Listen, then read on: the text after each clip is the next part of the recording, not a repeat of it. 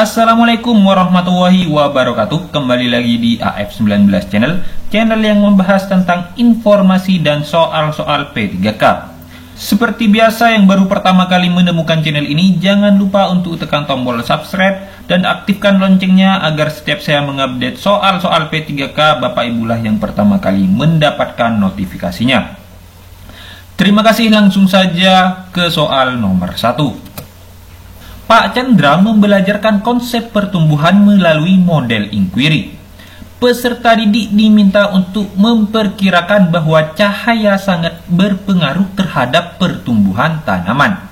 Di antara pilihan berikut, tahapan model inquiry yang harus dilakukan peserta didik sebelum dapat membuktikan bahwa cahaya pengaruh terhadap pertumbuhan tanaman, yaitu apakah yang A, merumuskan masalah berdasarkan temuan fakta di lingkungannya, atau yang B, melakukan percobaan menurut rencana yang sudah dilakukan, atau yang C, menafsirkan data yang dikumpulkan dari hasil pengamatan, atau yang D, merancang percobaan berdasarkan jawaban sementara, atau yang E, mengajukan hipotesis sebagai jawaban terhadap rumusan masalah. Sebelum menjawab ini, Bapak Ibu harus tahu langkah-langkah inquiry atau discovery. Nah, yang pertama itu ada simulation. Jadi, guru mulai bertanya dengan mengajukan persoalan atau menyuruh anak didik membaca atau mendengarkan uraian yang memuat permasalahan. Dan yang kedua itu ada problem statement. Jadi, anak didik diberi kesempatan mengidentifikasi berbagai permasalahan, sebagian besar memilih yang dipandang paling menarik dan fleksibel untuk dipecahkan. Jadi, permasalahan yang dipilih itu selanjutnya harus dirumuskan dalam bentuk pertanyaan atau hipotesis, yakni pertanyaan sebagai jawaban sementara atas pertanyaan yang diajukan.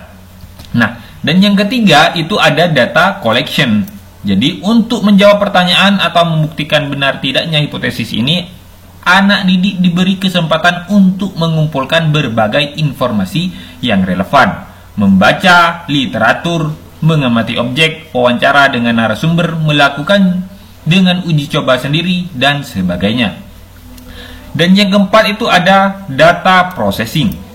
Jadi, semua informasi hasil bacaan, wawancara, observasi, dan sebagainya, semua itu diolah atau diacak, diklasifikasikan, ditabulasi, bahkan bila perlu dihitung dengan cara tertentu, serta ditafsirkan pada tingkat kepercayaan tertentu.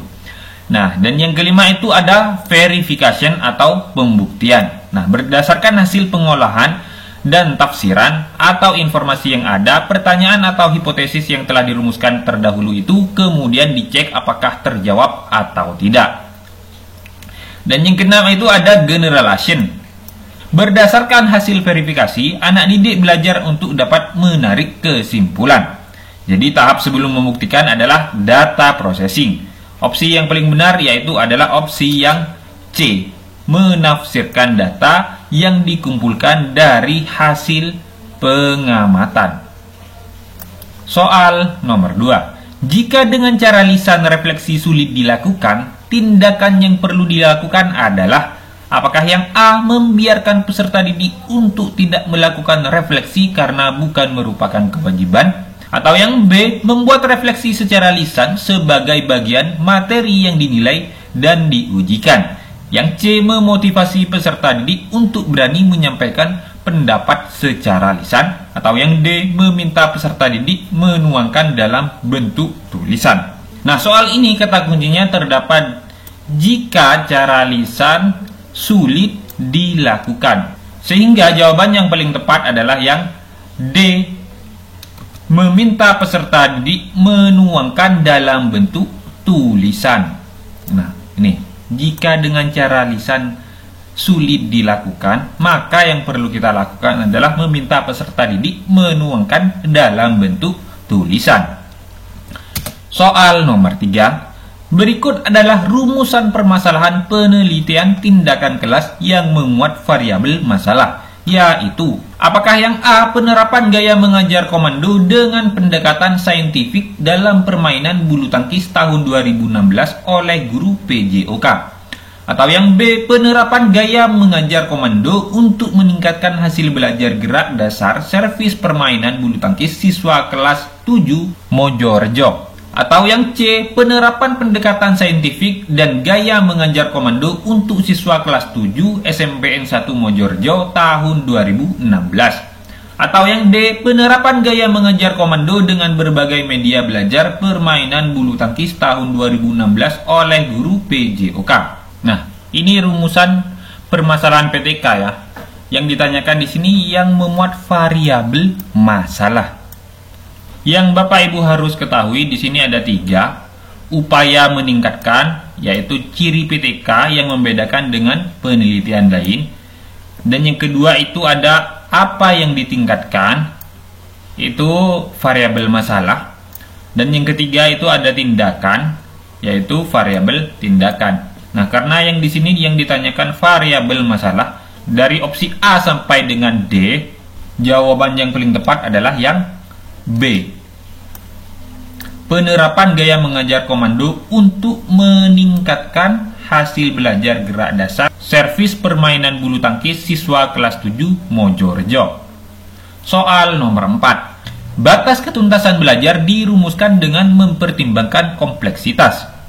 Makna kompleksitas adalah apakah yang A, kemampuan guru dan sarana prasarana yang dimiliki, atau yang B, kerumitan materi pokok yang diberikan untuk memberi tantangan dan motivasi, atau yang C, kemampuan awal peserta didik, atau yang D, kerumitan materi pokok yang dipelajari untuk mencapai kompetensi.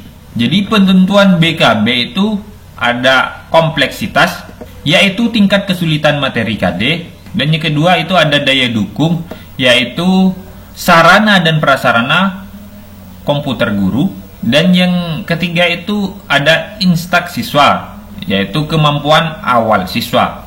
Nah, untuk opsi A, kemampuan guru dan sarana prasarana yang dimiliki itu termasuk daya dukung. Yang B, kerumitan materi pokok yang diberikan untuk memberi tantangan dan motivasi itu termasuk kompleksitas. Dan yang C, kemampuan awal peserta didik itu termasuk intake siswa. Dan yang D, kerumitan materi pokok yang dipelajari untuk mencapai kompetensi itu kompleksitas. Jadi jawabannya antara yang B dan D. Nah, kita perhatikan di sini ada untuk memberi tantangan, motivasi. Dan yang D, kerumitan materi pokok yang dipelajari untuk mencapai kompetensi. Nah, di sini yang membedakan. Sehingga jawaban yang paling tepat adalah yang D. Kerumitan materi pokok yang dipelajari untuk mencapai kompetensi. Soal selanjutnya. Dalam menentukan sumber belajar pada silabus yang perlu diperhatikan di bawah ini adalah apakah yang A, KI, KD, materi, kegiatan pembelajaran dan tujuan pembelajaran, atau yang B, KI, KD, materi, kegiatan pembelajaran dan indikator, atau yang C, KI, KD, materi, lingkungan dan daya dukung sekolah, atau yang D, kesesuaian dengan materi dan kegiatan pembelajaran, atau yang E, KI, KD, materi, penilaian dan indikator. Jadi untuk menentukan sumber belajar yaitu ada KI dan KD. Dan yang kedua itu ada materi pokok, dan yang ketiga ada kegiatan pembelajaran, dan yang keempat ada indikator pencapaian kompetensi. Sehingga jawaban yang paling tepat adalah yang B, KI, KD, materi, kegiatan pembelajaran dan indikator. Soal selanjutnya. Dalam suatu pembelajaran diperoleh data banyak siswa yang mengalami kesalahan pemahaman konsep, maka Anda sebagai guru harus mengubah pendekatan pembelajaran tepat. Pembelajaran harusnya mampu mendorong peserta didik untuk membangun pengetahuan baru dari pengetahuan yang mereka miliki sebelumnya. Pendekatan pembelajaran yang demikian disebut A. Konstruktivisme, B. Kontekstual, C. Saintifik, D. Deduktif, atau E. Induktif. Jadi yang A, konstruktivisme, itu mengkonstruk atau membangun pengetahuan sendiri. Dan yang B, kontekstual, itu menggunakan masalah nyata dalam pembelajaran agar bermakna. Dan yang C, itu untuk meningkatkan keaktifan siswa, mengamati, menanya. Dan yang D, itu untuk memecah materi umum menjadi bagian khusus. Dan yang E, melakukan generalisasi dari bagian khusus menjadi kesimpulan bersifat umum. Sehingga jawaban yang paling tepat untuk pendekatan pembelajaran model ini adalah yang A, konstruktivisme. Soal selanjutnya, salah satu bentuk penilaian sikap adalah mencatat perilaku peserta didik yang ekstrim. Dalam satu buku catatan perilaku adalah salah satu bentuk instrumen. Apakah yang A, observasi tertutup, atau yang B, observasi terbuka, atau yang C, observasi antar teman, atau yang D, penilaian diri, atau yang E, catatan refleksi. Jadi lembar observasi tertutup itu ketika menggunakan lembar observasi tertutup, pendidik menentukan secara sistematis butir-butir perilaku yang akan diobservasi beserta indikator-indikatornya. Sedangkan lembar observasi terbuka, yaitu jurnal, biasanya digunakan untuk mencatat perilaku peserta didik yang ekstrim. Jurnal tidak hanya didasarkan pada apa yang dilihat langsung oleh pendidik, wali kelas, dan guru BK, tetapi juga informasi lain yang relevan dan valid yang diterima dari berbagai sumber. Sehingga jawaban yang paling tepat di sini adalah yang B, observasi terbuka. Soal selanjutnya, setiap hari Senin adalah hari mendegangkan bagi siswa kelas 7 SMP Mekarjaya. Pasalnya hari itu adalah jadwalnya Bu Anita mengajar. Dia adalah guru matematika yang disiplin dan selalu mengadakan penilaian setiap kali akhir pembelajaran. Siswa sudah di ruang kelas, bahkan waktu istirahat tak ada satupun siswa yang keluar. Mereka sibuk belajar agar nilai matematika mereka tidak jeblok.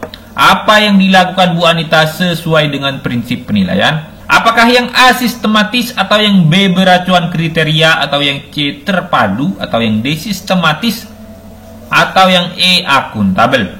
Jadi yang dilakukan Bu Anita sesuai dengan prinsip penilaian C, terpadu. Nah, jadi menjadikan penilaian sebagai bagian dari pembelajaran. Nah, ini kata kuncinya. Terima kasih, sekian dulu video kali ini. Semoga video ini bermanfaat. Semoga Bapak Ibu yang belum lolos menjadi ASN P3K tahun ini lolos menjadi ASN P3K. Semangat terus. Wassalamualaikum warahmatullahi wabarakatuh.